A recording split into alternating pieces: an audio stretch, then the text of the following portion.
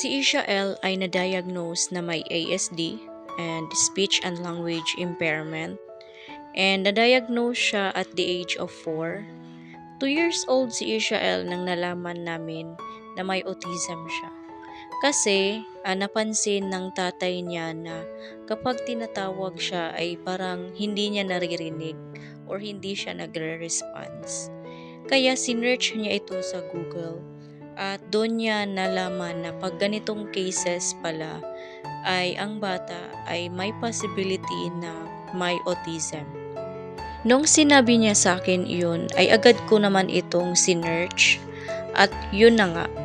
During that time ay pandemic pa at hindi namin alam kung papaano namin si Ishael mabibigyan ng early intervention.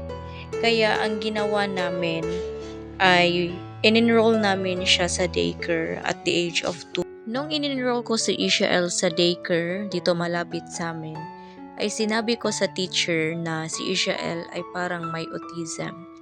At inobserbahan niya ito at nakitaan niya rin ito ng mga sintomas.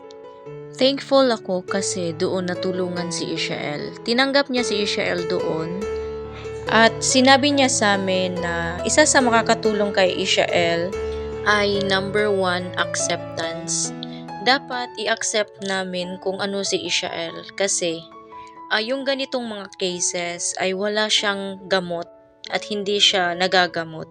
And we are hoping na sa kabila ng mga delays ni Ishael ay mabubuhay siya at lalaki siya na parang normal at makakapag-adjust siya sa panahon.